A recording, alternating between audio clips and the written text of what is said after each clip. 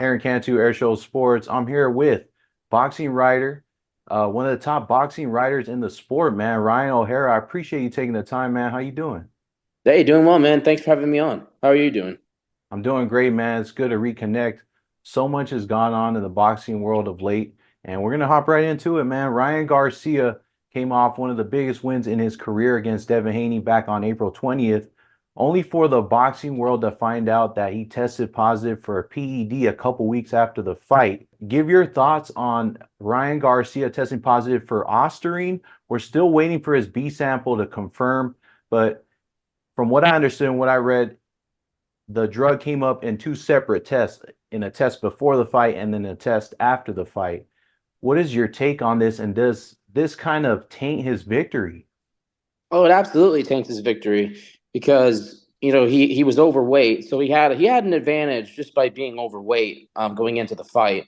And on top of that, he had ostarine in his system in two separate tests. Ostarine is a very powerful performance enhancing drug. It improves muscle protein synthesis, increases strength. You don't get tired, so basically it's a weight cutter. So you're cutting weight while gaining strength. That is pretty much the definition of a performance enhancing drug.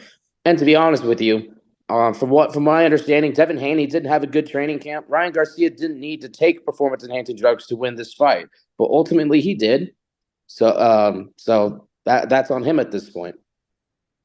No doubt, man. And it sucks to see a guy of his stature and kind of his popularity kind of be in the middle of this performance enhancing drug issue in boxing, which has been happening for a long time. But like, what do you think the New York State Athletic Commission should do if this B sample comes up as he did take ostarine, he had it in his system, he was a dirty fighter on April 20th? Ultimately, I don't think the whole B sample thing is going to matter for a few reasons. One, he already tested positive twice, and some fans don't understand that there's no difference between the A sample and the B sample. So you pee in a cup, and they separate the pee into two separate containers, and the second container is the quote unquote B sample.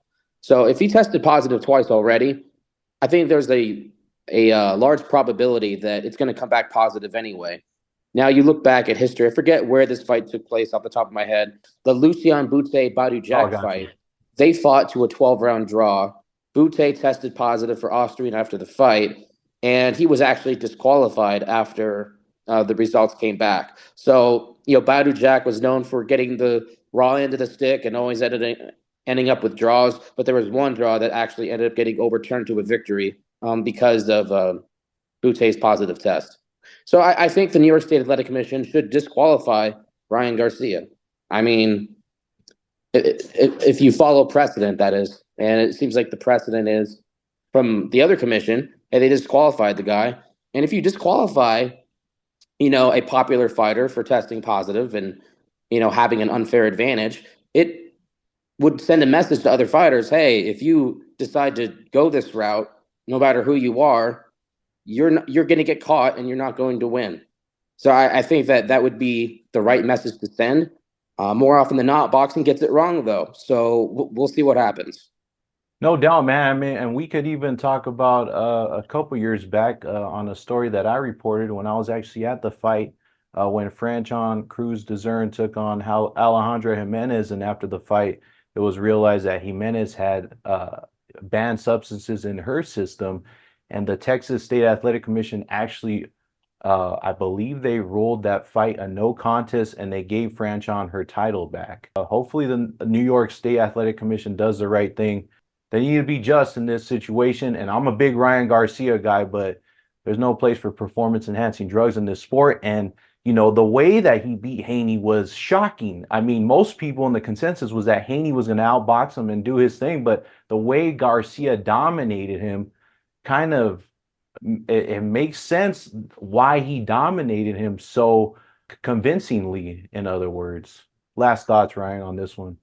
Which is unfortunate because, like I said earlier, I don't think he needed drugs to beat Devin Haney that night. But obviously, if Ryan Garcia tested positive in two different tests, obviously there was some self doubt in his mind on whether he could actually win the fight.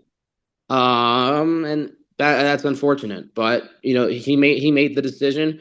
and he's going to have to face the consequences if there are any.